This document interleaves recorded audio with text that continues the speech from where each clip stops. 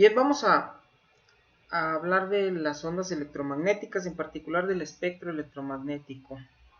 Aquí estos señores que estamos viendo, pues son a quienes les debemos las que llamamos ecuaciones de Maxwell, y que la historia ha sido un poco injusta con ellos.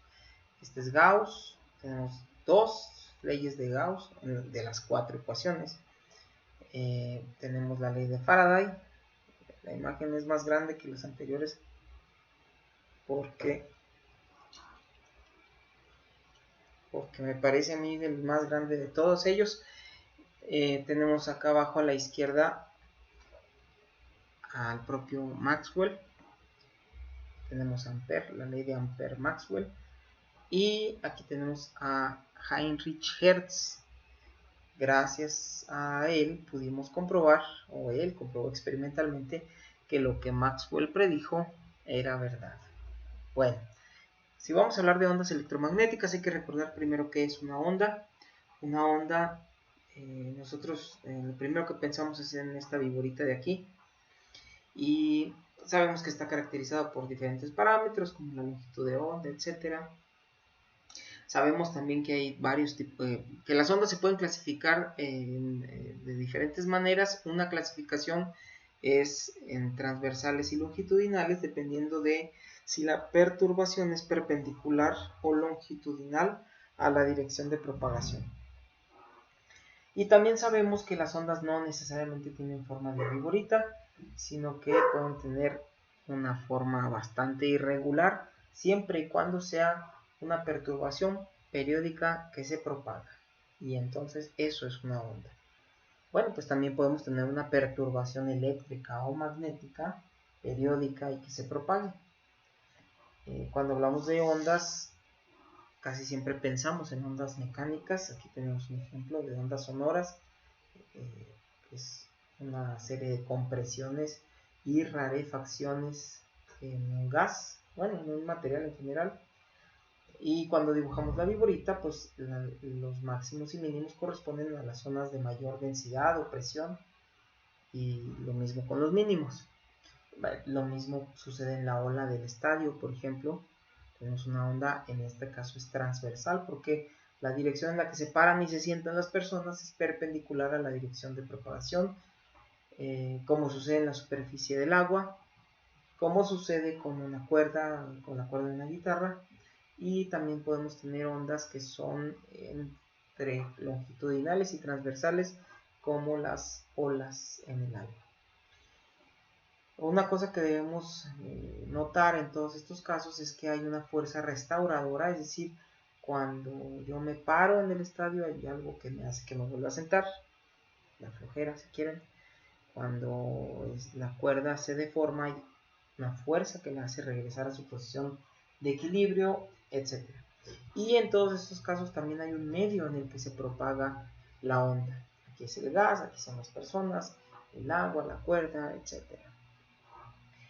Vamos a ver entonces qué es una onda electromagnética. Imaginen que tenemos aquí un radio, un walkie-talkie, y en la antena lo que vamos a tener es una corriente eléctrica. Vamos a tener electrones, y esa información del movimiento del electrón en esta antena, yo quiero que llegue a la otra antena. A la antena del otro aparato. Sabemos que entre ellos hay un gran espacio que está lleno de átomos, y si me permiten dibujar puros átomos de hidrógeno y pensar en el modelo de Bohr, pues entonces quedaría así como está la imagen. Cuando yo muevo los acomodé así porque en un instante dado este electrón repele a este otro, este trata de alejarse y está lo más lejos posible, este a su vez repele a este y este a este, etc. Cuando este electrón del lado izquierdo se mueve, eso hace que el otro se mueva por la repulsión, y el otro, y así hasta que esa repulsión, esa fuerza, esa información llega a la antena del otro aparato. Si yo entonces agito estas cargas de este lado, se van a agitar las cargas de este otro lado por la mediación de los átomos que hay en medio. Sin embargo, sabemos que la luz se propaga incluso a través del vacío. Nos llega la luz del sol, por ejemplo, y no hay átomos en el espacio que nos separa del sol.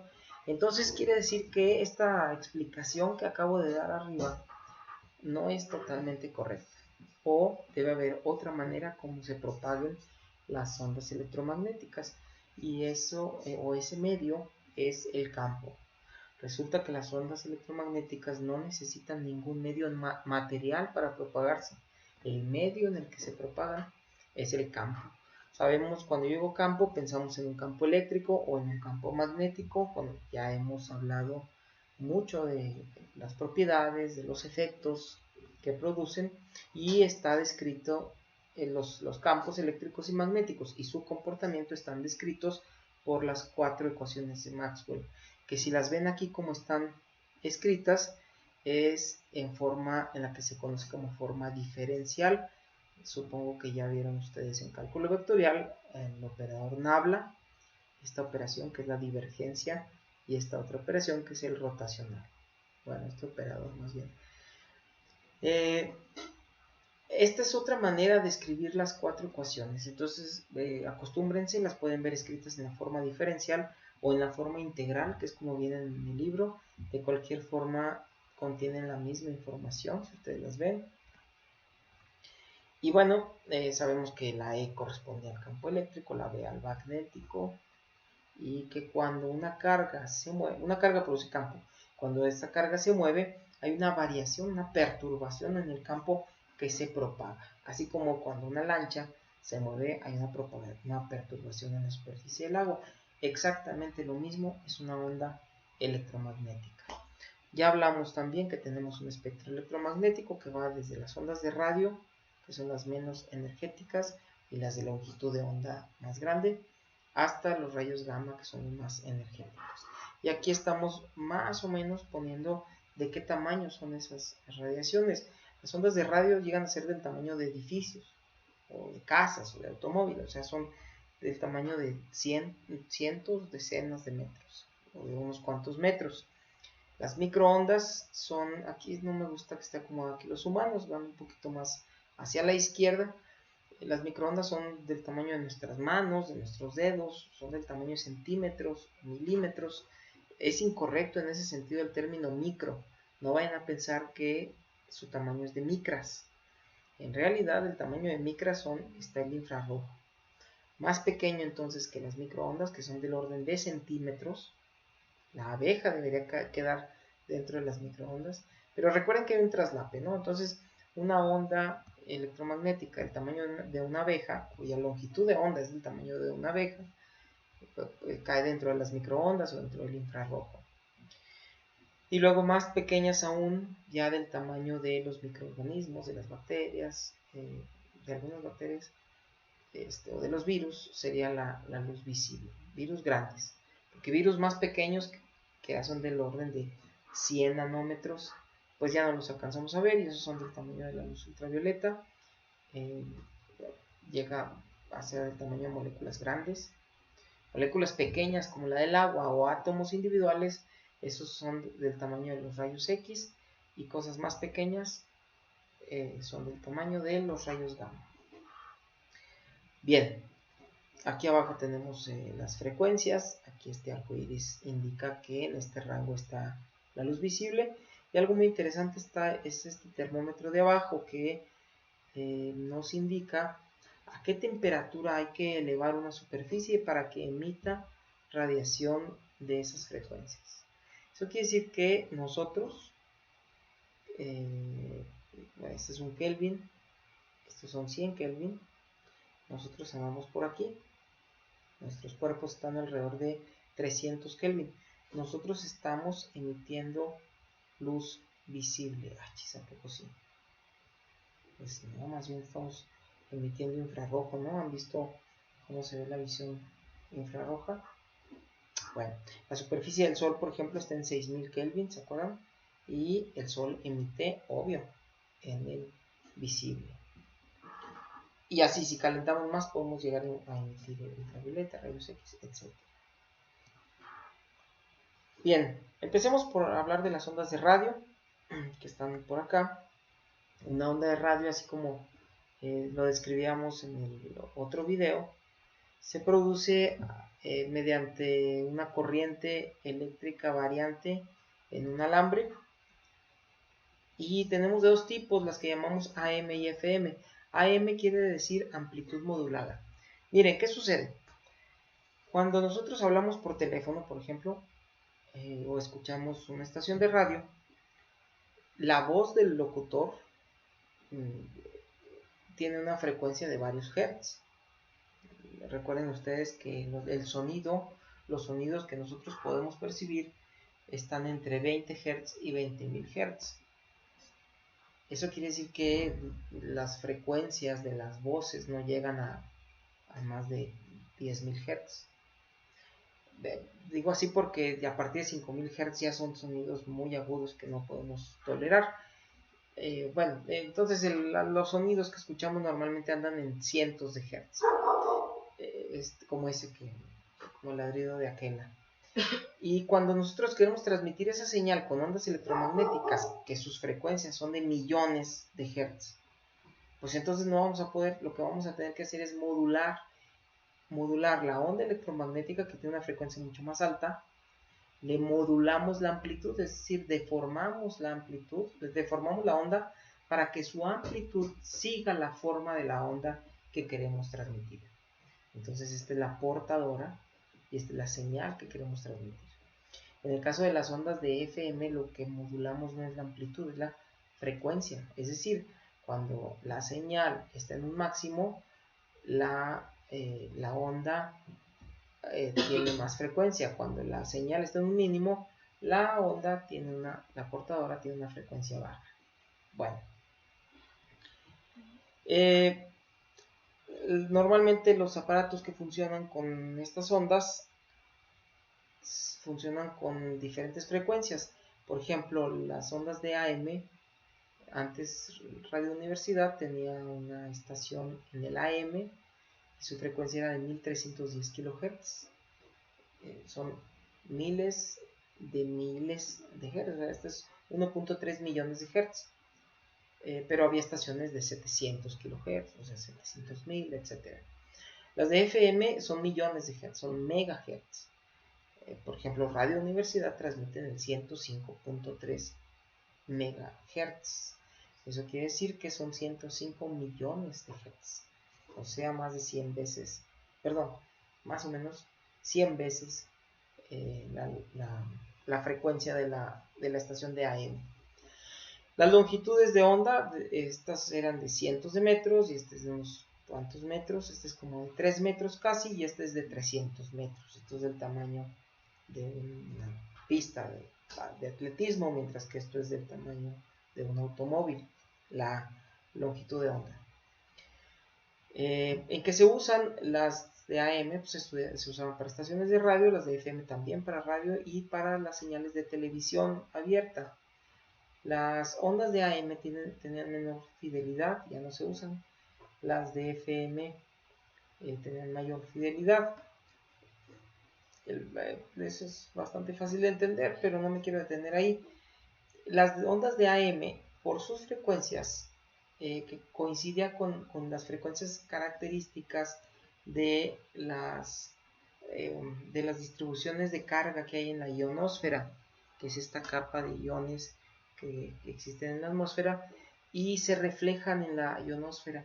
Por eso, cuando vamos en carretera, ya dejamos de escuchar las señales de FM, los cerros obstruyen la señal, pero en cambio seguimos escuchando el AM. No sé si han viajado, y sobre todo en la noche, que hay menos contaminación de ondas electromagnéticas, podemos escuchar estaciones hasta de Estados Unidos, por ejemplo, que se alcanzan a escuchar hasta acá, porque esas ondas se reflejan en la ionosfera y suben, digamos, se reflejan en la atmósfera, bajan y llegan a nuestro aparato receptor sin que le estorben los árboles ni los edificios.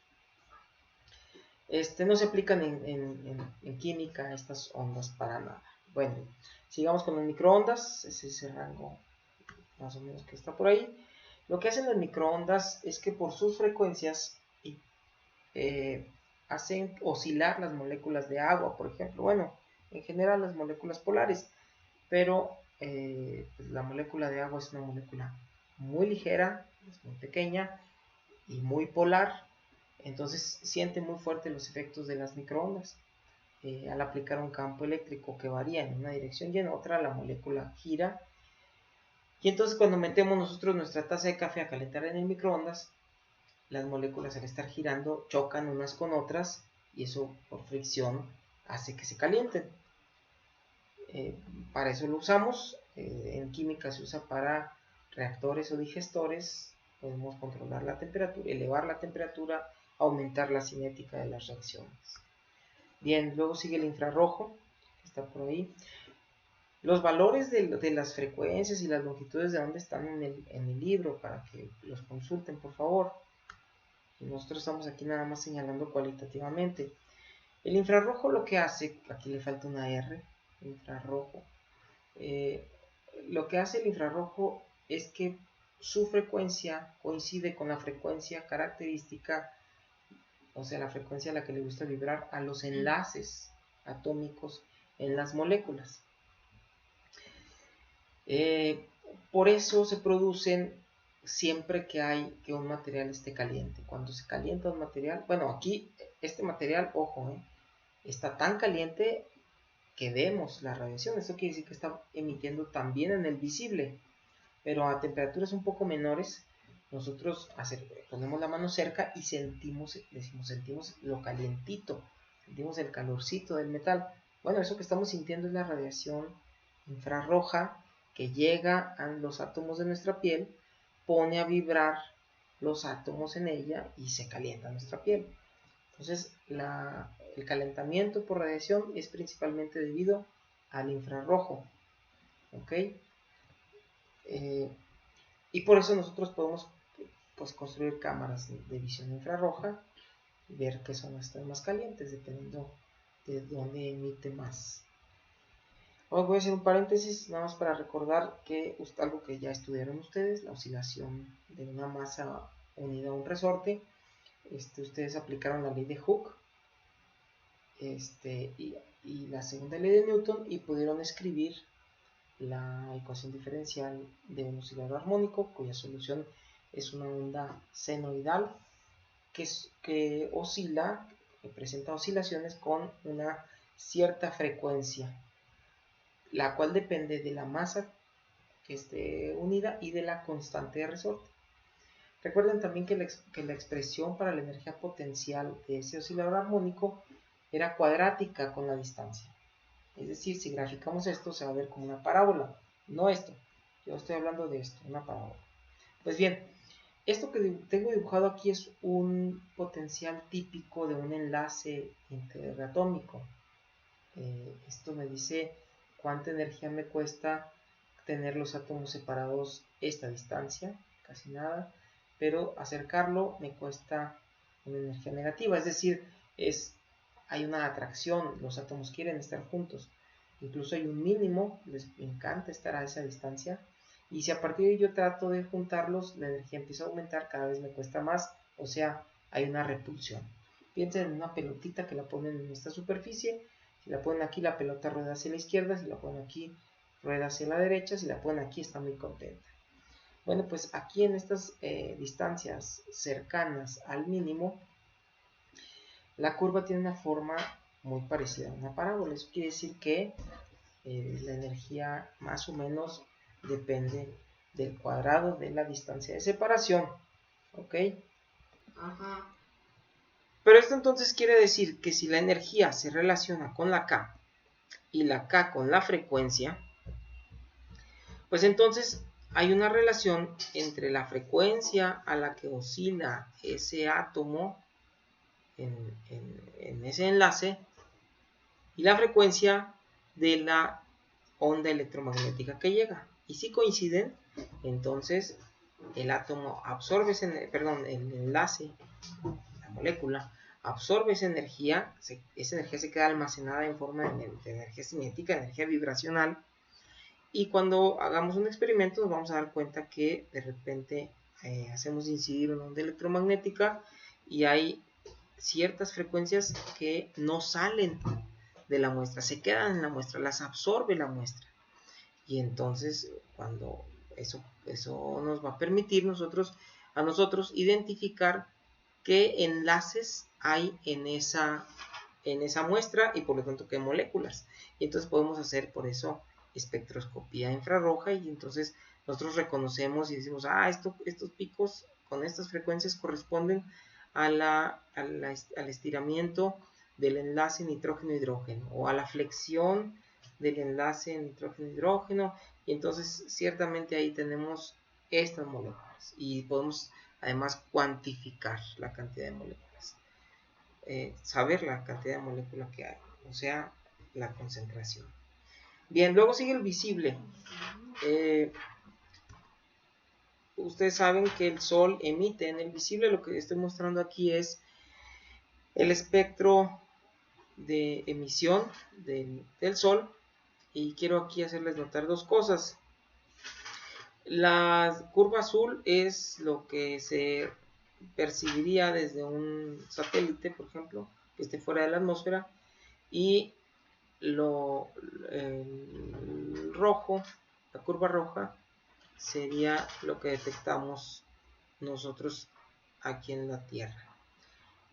Hay dos cosas. Una es que este máximo disminuye notablemente, pero algo más importante es que hay unas regiones en las que prácticamente desaparece la radiación, es decir, no nos llegan, hay unos huecos, y aquí lo explico. Estos huecos en el infrarrojo, vean que aquí estamos, esta gráfica no se alcanza a ver, pero es longitud de onda lo que tenemos abajo. Entonces, mientras más longitud de onda, recuerden que es una onda con menos energía, y por eso mayor energía es, mayor longitud de onda es energías menores al visible y corresponde al infrarrojo. Entonces, lo que estamos haciendo aquí es tal cual espectroscopía. Estamos identificando que aquí hay una parte de la radiación que no llega, y sabemos muy bien que corresponde a las frecuencias a las que les gusta oscilar a los átomos en las moléculas del CO2 y del agua. Clarísimamente,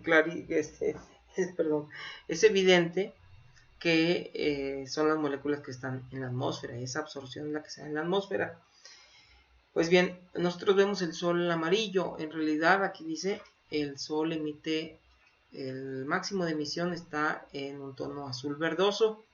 Sin embargo, debido a la dispersión de la atmósfera, la frecuencia que más nos llega aquí en la superficie terrestre es el amarillo. Bien, aquí miren, aquí dice cuánta energía nos llega, son 1000 watts por metro cuadrado. Si pudiéramos aprovecharla, tendríamos energía gratuita y no tendríamos ninguna preocupación con que el petróleo estuviera ahorita cayéndose. En fin, hablando más del visible, recuerden que hasta el visible estas ondas no nos hacen nada. Sin embargo, de aquí en adelante, las ondas que siguen, o sea, ondas de mayor energía, mayor frecuencia, es lo que conocemos como radiación ionizante. En pocas palabras, son las que nos dan cáncer. Y los objetos también más pequeños que esto que estamos hablando ya no son visibles para nosotros, precisamente porque ya no pueden interactuar con la luz visible, o sea, las longitudes de onda que nuestros ojos son capaces de percibir.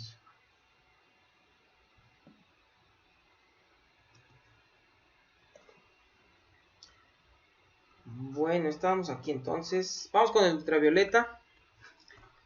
El ultravioleta se produce, y lo que diga para el ultravioleta vale también para el visible, nada más que se clasifican por separado, porque el visible lo podemos detectar con los ojos, el ultravioleta no, lo que les decía, pero el mecanismo de producción y por lo tanto la manera como interactúan con la materia es exactamente lo mismo.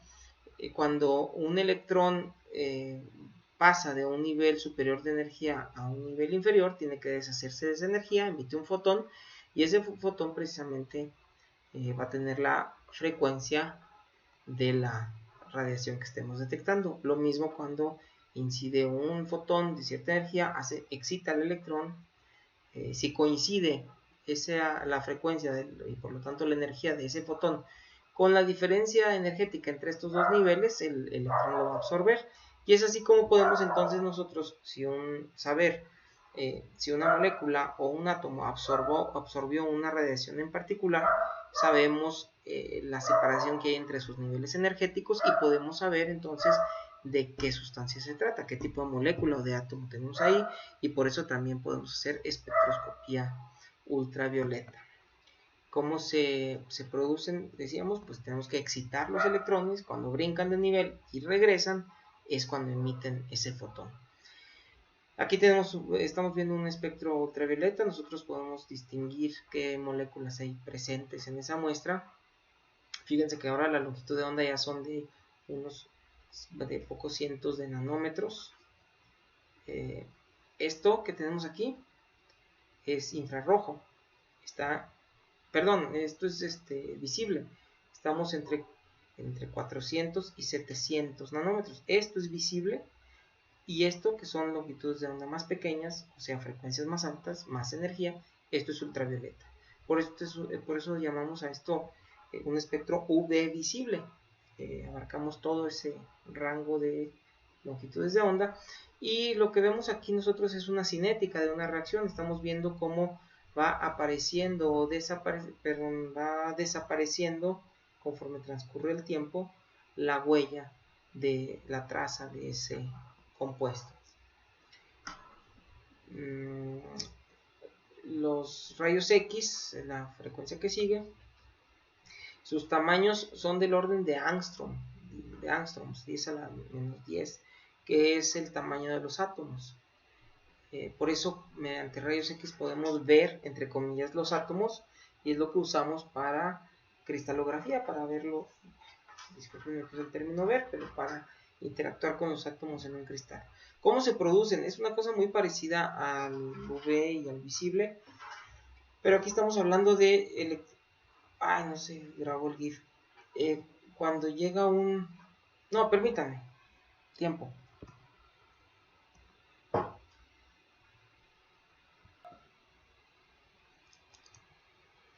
A ver, listo. Estamos con los rayos X. Sí, ahí está. El mecanismo de producción, les decía, es muy parecido, nada más que como ahora estamos hablando de más energía, los electrones que se excitan o que se arrancan del átomo proceden de los niveles inferiores de energía, de los orbitales internos, del 1s, 2s. Y entonces cuando normalmente la manera de arrancar esos electrones no es excitándolos con energía térmica, por ejemplo, como el ultravioleta o el visible, sino mediante otro electrón. Bombardeamos átomos más o menos pesados con electrones, como este que vemos aquí en la imagen.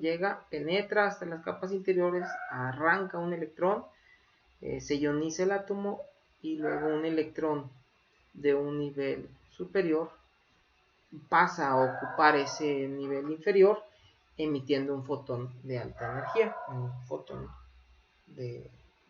correspondiente a los rayos X. ¿En qué se aplican en la química? Bueno, ya mencioné que en cristalografía, pero también tenemos pues la imagenografía. ¿Se dice así? No, perdón. La imagenología, que se hace en medicina principalmente, y en otras aplicaciones, ¿no? Como los aeropuertos. Aquí algo que falta por mencionar es el análisis elemental. También mediante espectroscopía de rayos X lo que hacemos es que podemos nosotros saber qué tipo de elementos tenemos por la energía de los orbitales 1s y 2s, de los cuales son arrancados estos electrones. Bien, ahora también es importante que sepan ustedes describir cuantitativamente una onda, es decir, calcular estos parámetros que vemos aquí. Ustedes conocen la longitud de onda, la frecuencia, saben que a cada frecuencia le corresponde una energía. Esto está dado por la ecuación de Planck. Y también una manera usual de describir las ondas es mediante el que se conoce como número de onda.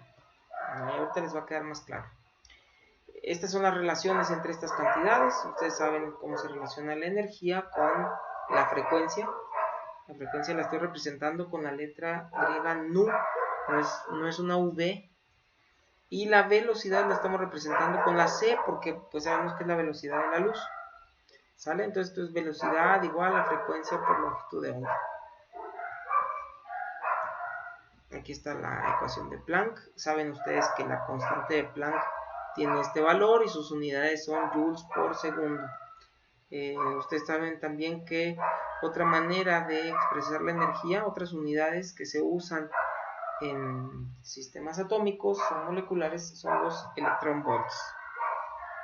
Ay, disculpen, mis perritas están volviéndose locas. Muy bien, en el espectro hacia la derecha, o sea, así como lo teníamos graficado, aumenta el número de onda, aumenta la frecuencia, aumenta la energía, y en dirección opuesta aumenta la longitud de onda. ¿Okay? Entonces, longitudes de onda mayores corresponden a frecuencias, energías o números de onda menores, y viceversa. Vamos a terminar con un ejemplo, nuevamente la frecuencia de radio universidad, que son 105.3 MHz. Sabemos que estos dos renglones se relacionan con la ecuación de Planck, y entonces simplemente tenemos que multiplicar la frecuencia, que está en Hertz, son millones de Hertz, Hertz son segundos a la menos 1, por la constante de Planck. Se eliminan los segundos y me queda joules, que son unidades de energía. Sabemos también que estos dos renglones se relacionan con esta otra ecuación. Bien, si ya se acostumbraron a la música de fondo, la velocidad es igual a la frecuencia por la longitud de onda, y entonces la longitud de onda pues es el cociente de la velocidad de la luz entre la frecuencia. Y finalmente el número de onda se calcula como el inverso de la longitud de onda, pero expresada en centímetros. Si hacen ustedes esta operación, se van a dar cuenta que el resultado es 2.85 metros.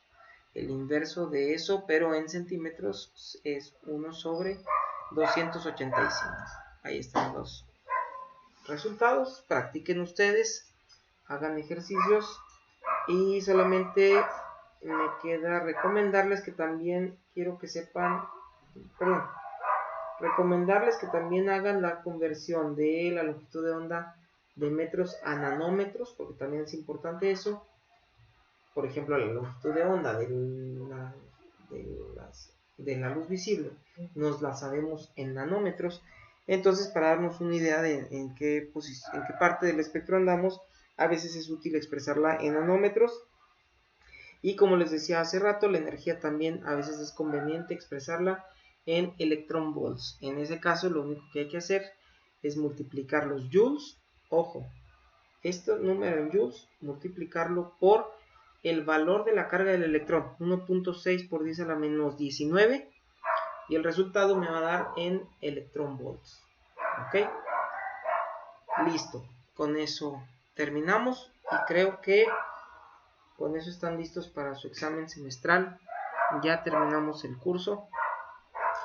Ya no tengo nada más que enseñarles. Nos vemos en sexto semestre.